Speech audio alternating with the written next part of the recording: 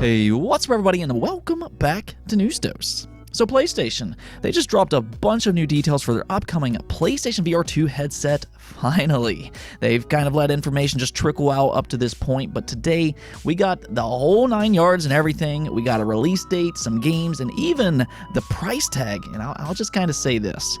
Their strategy is, it's bold. Now, I think when you really think about it, it does make sense considering the technology involved here, but how attractive it'll be for the mass public, that there might be a little bit more questionable going forward. So we're going to talk about that today, as well as yet another big partnership for Xbox. This one was certainly a surprise, but Xbox is getting some all-star help for some of their upcoming games, including a big one that I know a lot of you all are very much excited for. For that matter, their 2023 onward is sounding pretty good. Before we get into anything though, if you're new to the channel, do make sure to hit those buttons below, like, subscribe, and ring that bell. That way you'll be able to keep up to date with all of the latest gaming news. With that said though, let's just go and dive right into things, starting off with some Xbox Series news and how much money they're losing on their latest hardware. Now, it's not really a big surprise per se that they're losing money per unit sold on the Xbox Series X and the Xbox Series S, as this is really a pretty common strategy in the game industry, and then they try to recoup that through software sold. But Phil Spencer, while talking to CNBC, did just flat out give a roundabout number and how much money they're losing per console sold. As you can see here, posted up by CNBC, it says, "Today, Spencer said, Microsoft gives people choice in how much they'd like to spend if they want consoles. The company offers the $499 Xbox Series X and the less powerful $299 Xbox Series S. Microsoft subsidizes the cost to the tune of $100 to $200 per console, with the expectation that it will make the money back on sales of accessories and storefront purchases," he said. "It's up to gamers if they'd like to pay $10 or $15 per month for Game Pass subscriptions. They can also buy games outright or play certain games for free." So again, it's not necessarily a surprise that they're losing money. I think most of us kind of already expected that. But them losing $100 to $200 per console? Now that might be a little bit higher than what a lot of us thought. I mean, Sony last year, they did say the PlayStation 5 was profitable, but something that we are seeing right now is that these companies across the world have been impacted and things are increasing in price, hence the PlayStation 5 price hike. That profit margin that they touted last year might have changed in 2022, and in order to keep the PlayStation 5 profitable, they might have had to raise the price. Now, whether you agree with that price hike, that's a different story. Microsoft, though, it appears that they're a little bit more willing to just eat their losses here, or at least for the time being. I, however, do think that this narrative kind of leans into another thing that Phil Spencer mentioned here recently, and that was that he kind of hinted that they might have to increase the price of something in the future. Not this holiday, but maybe in 2023. Now, will that be an increase for consoles? No, not necessarily. They do have other options like increasing Xbox Game Pass subscriptions or something like game prices. I firmly believe that Microsoft wants that competitive advantage of having a cheaper console, because for Microsoft, it's really all about getting people in their ecosystem. So I think that they're just going to kind of roll with the punches here and raise the prices of their games to $70. I really wouldn't be surprised at all if Starfield or Redfall, maybe even both, ends up being $70 when they release next year. I'd say by raising the prices of their games, that would probably be the least controversial of the three, just because there's already a lot of companies that are setting their games to that $70 price tag. So I think that they could make that a little bit more palatable than maybe some of the other decisions out there. Of course, I'm only speculating, but I could see a situation where that does happen. Let me know what you all think about this, though. Do you think Xbox will increase the prices of something next year? And if so, what do you think it'll be? Do you think it'll be their subscriptions? Do you think it'll be games? Or do you think it'll be consoles? Or maybe a mix of all three? Let me know in the comments below. Now, it's also been pointed out that Sackboy: A Big Adventure has had a bit of a slow start on PC. This is PlayStation's most recent PC release, and thanks to Steam Database, we can kind of get an idea as to how good each game is performing. But for the second consecutive release, Sony's games have gotten off to a bit of a slow start. You can see here posted up by Push Square that Sackboy does have the lowest concurrent players out of all of their games by a pretty large margin.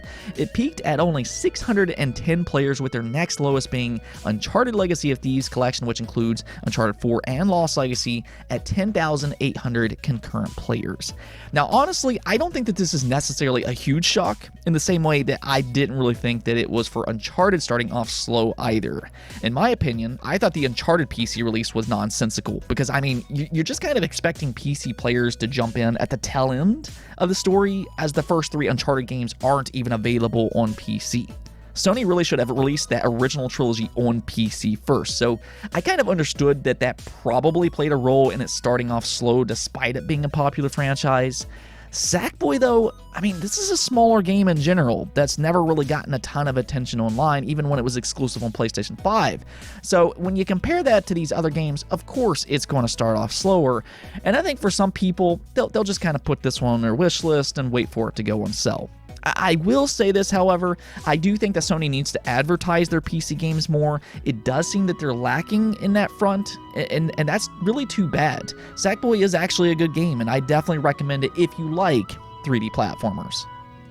Let's go and talk about this big Xbox partnership, though. Now, there's actually a little bit more happening here than just that, so we'll kind of take this one step at a time. But basically, Eidos Montreal, the studio behind Deus Ex and last year's Guardians of the Galaxy, both great games, was purchased alongside Crystal Dynamics earlier this year by the Embracer Group. Well, in a new report posted up by Jason Schreier, it's now been revealed what the studio is up to, which includes some pretty exciting stuff, so let's just go and check it out here. He posted, news, Embracer has shut down Onomall, formerly Square Enix Montreal, which announced its new name just 3 weeks ago. Also, some Onomall staff will move to Eidos Montreal, Eidos canceled an unannounced game, Eidos working with Xbox on games like Fable. He then continues on to say, Eidos Montreal, which remains intact, canceled the Stranger Things-inspired Kids on Bikes game that was rumored recently. They're now working on 1, a new IP, recently rescoped, 2, a new Deus Ex, very, very early, 3, co-development partnerships with Xbox, including Fable. So the first thing that really stands out here is that Deus Ex is indeed coming back. This is something that fans have been wanting for a long, long time, and now it's essentially confirmed here. Granted, it is an early development, as he noted, so we're likely looking at like a 10-year gap between releases. Deus Ex Humankind Divided did release back in 2016, I believe, and my guess, based on what's being reported here, is that the next Deus Ex won't be out until like 2026 or beyond. Even still, though, the fact that it appears it's coming back, I'm going to just go and mark that down as just great overall news. I mean, if you're a Deus Ex fan, that simple confirmation, that goes a long way. It will be interesting to me, though, to see how this one turns out under a new publisher. It's no longer under Square Enix, of course, but rather it's under Embracer Group, and I do hope the two really showcases why Eidos Montreal is a premier AAA studio, as they've proven time and time again. Now, the other part about this report, though, that really sticks out is that Xbox and Eidos Montreal are partnering up for multiple games, including the much anticipated Fable, which, I mean, I'd say that is highly, highly interesting. This is actually kind of similar to what's happening with Perfect Dark and Microsoft bringing in Crystal Dynamics, which ironically is also owned by Embracer Group now. I am more convinced than ever, though, if it wasn't for Activision Blizzard and them trying to acquire that for like $69 billion, I really do believe that Microsoft would have acquired Crystal Dynamics in Eidos Montreal earlier this year. For that matter, I mean, who knows? They still might try to strike a deal with Embracer Group down the road. But one way or the other, they are working closely together right now on big IP, and these are two huge, proven studios with all-star talent. Now, I personally view this as a great thing. Anytime that you can bring that type of proven talent to help out with your game, that to me just increases the likely chances of said game being good. And I think that most people don't often realize how many big AAA games are supported by other studios. I mean, it happens with most AAA games anymore. God of War Ragnarok, as an example, was helped out by Bluepoint among several, and I mean several other support studios. You have games like Smash Bros. Ultimate, which is a co-developed game with Nintendo and Bandai Namco. Same thing with Mario Kart 8. So support studios, collaborations, and co-development, it's not really a new thing. Nonetheless, though, this is a big partnership for Xbox, and it'll be very interesting to see what all games they're working on together. Now, there is one other part to this, though, that might kind of connect, because Phil Spencer, in an interview with Same Brain, I mean, we talked about this just yesterday, but he did actually mention the 2023 Xbox lineup by saying, one thing we've definitely heard loud and clear is it's been too long since we've shipped kind of what people would say is a big first-party game. We've been a little light, but I look at 2023 and there's a great lineup of games coming that I'm excited about. Getting our first real Xbox first-party games out with Bethesda, having them ship with Redfall and Starfield will be a lot of fun. Now, the reason I bring this up is because he later on did bring up Fable as one of the exciting games that he's looking forward to. He simply said that he got an update on it recently and that the game looks great. So I do kind of wonder if we start to hear a little bit more about this game next year. I don't know if it will actually release in 2023, but with Eidos and Playground now working on it, that could accelerate its development time in much the same way Crystal Dynamics coming over to help out with Perfect Dark did. That was actually the exact reason that they brought in Crystal Dynamics to speed development up. So we could see both of these games make great progress in the next year or so with all of the resources and just all of the talent that they have. Next up, we did finally get an update for PlayStation VR 2. We now officially know its price point and when we can actually play it ourselves. It is slated to release on February 22nd of 2023, and it will retail for $550. Now, we'll come back to that here in just a second, but there are a few other price points I want to go over first. You do have the option of getting the Horizon Call of the Mountain bundle for $600, which that looks to be a must-own game if you do buy into PSVR 2, and then the controller charging station will be sold separately for an additional $50. So yeah, the price point is the much debated thing here. Last generation, Sony did release PlayStation VR for $400, and I think a lot of people were hoping they'd do that once again, especially with devices like the Meta Quest 2 being an affordable standalone VR headset. But that's just not what happened here, and instead, PSVR 2 is actually more expensive than the PlayStation 5 itself, which is going to be a tough sell for the mass public. I think the mass public will be hard-pressed to get PlayStation VR 2 over something like the Quest 2, as price point is very important. And that could be a problem considering VR is already relatively niche in the first place. Now, with that said, though, I don't necessarily think the price is bad when you actually look at it. The PlayStation VR 2 does actually have some pretty good specs, and when you compare it to other VR headsets on the market, it's not really outlandish or anything like that. It does also actually come with controllers this time. One of the reasons that the original PSVR headset was set at $400 was because it didn't have controllers. So you are getting more this time around.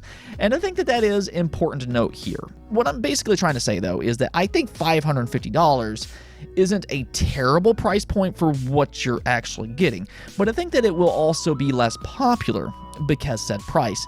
And that's where I kind of wonder, is this really the right strategy for them? Again, VR is already a tough sell, I think. People, it's hard to sell something that you haven't really experienced yourself. I've played VR games. I have a couple of different VR headsets, and I can tell you, it is a great and special experience if you've played it. But it is still a tough sell, and there's still this stigma around VR that they don't have like these amazing AAA games and everything. So it's kind of an upward climb for these companies to sell these devices, and the more expensive you make them, the harder that becomes. So all of this kind of remains to be seen if they can have success at this price tag. But let's just go take a look at some of the games that they did announce for launch. So they did say they expect 20 plus games at launch, including the Dark Picture Switchback VR, Crossfire Sierra Squad, The Light Brigade, Cities VR Enhanced Edition, Cosmonious High, Hello Neighbor Search and Rescue, Jurassic World Aftermath Collection, Pistol Whip VR, Zenith The Last City, After the Fall, and then Tentacular. So there you have it. And if you are interested in getting a PlayStation VR 2 headset yourself, pre-orders will go live on PlayStation Direct on November 15th. You can even register for pre-orders starting today.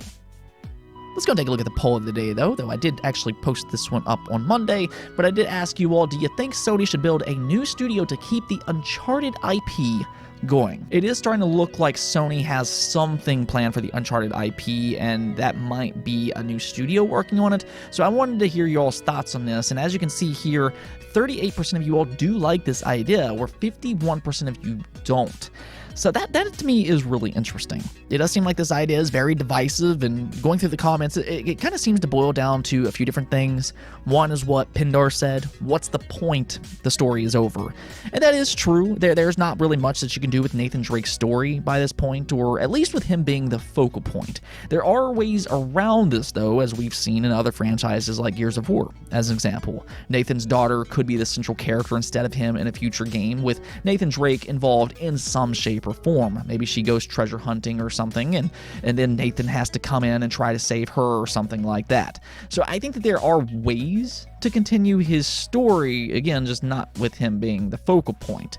The other consistent response that I saw, though, is that a lot of you all just want a new IP, and that's always understandable. I'm never against new IP myself, but popular established franchises, they always do bring a lot of excitement as well. So there's really pros to each type of game here, but I guess we'll just have to kind of wait and see what happens here and see if any of these rumors turns out to be true. Could a new studio from San Diego really be working on a new Uncharted game in collaboration with Naughty Dog? There does seem to be a lot of smoke there. Anyways, though, that's it for this episode, but if you liked the video, don't forget to bell notification and subscribe button for more content just like this. Also, if you'd like to support the channel through Patreon, thank you for making this content possible. Peace out.